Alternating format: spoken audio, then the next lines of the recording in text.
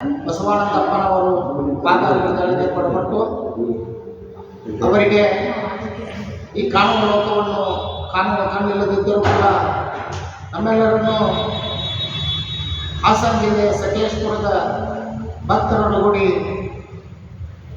ಚಿಕ್ಕಮಗಳೂರು ಜಿಲ್ಲೆಯ ಮೂಡಿಗೆರೆ ತಾಲೂಕಿನ ಎತ್ತಿನಭುಜ ಪರ್ವತವನ್ನು ಏರಿ ಪರ್ವತದ ಶಿಖರವನ್ನು ಮುಟ್ಟುವ ಹಾಗೆ ನಮ್ಮನ್ನು ಕರೆದುಕೊಂಡು ಹೋಗಿದ್ದಾರೆ. ಅಲ್ಲಿ ರುದ್ರರಮಣೀಯವಾದ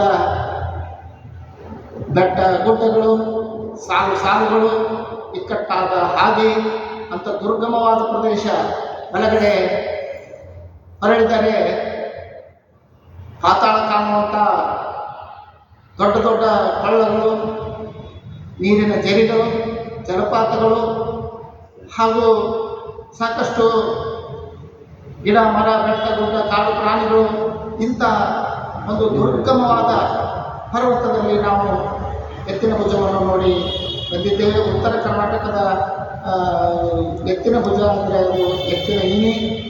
ಮತ್ತೊಂದು ದೃಷ್ಟಿಯಿಂದ ನೋಡಿದರೆ ಅದೊಂದು ಶಿವಲಿಂಗದ ಮುಖಾಂತರ ಕಾಣುತ್ತೇವೆ, ಶಿವಲಿಂಗದ ಥರ. ಅಂಥ ಒಂದು ಎತ್ತಿನಭುಜದ ಈ ನೋಟವನ್ನು ನಾವು ನೀವು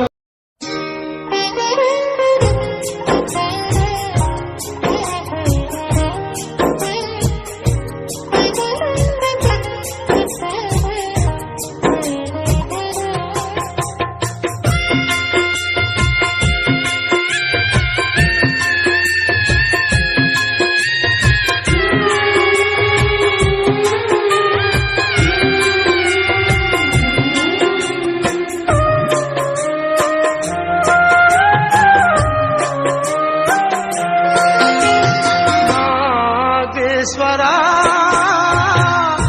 ದಯಬಾರದೆ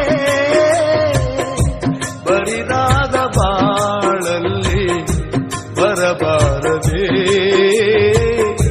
ನೀನಿಲ್ಲದೆ ನನಗೆ ಬದುಕೆಲ್ಲಿದೆ. ಮಾದೇಶ್ವರ ದಯಬಾರದೆ ಬರಿದಾದ ಬಾಳಲ್ಲಿ ಬರಬಾರದೆ, ನೀನಿಲ್ಲದೆ ನನಗೆ ಬದುಕೆಲ್ಲಿದೆ.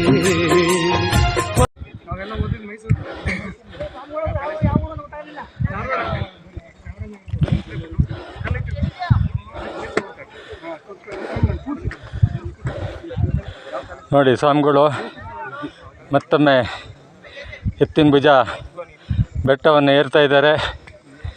ಅವರೊಟ್ಟಿಗೆ ಎಲ್ಲ ಸಂಗಡಿಗರು ಹಾಗೂ ನಮ್ಮ ಯೋಗ ಕ್ಲಾಸಿನ ಟೀಚರ್ಸು, ಗುರುಗಳು ಎಲ್ಲರೂ ಇದ್ದಾರೆ. ಬೇಡ ಅಂದರೂ ಹತ್ತುತ್ತಾ ಇದ್ದಾರೆ. ಹರಿ ಓಂ, ಓಂ ನಮಃ ಶಿವಾಯ.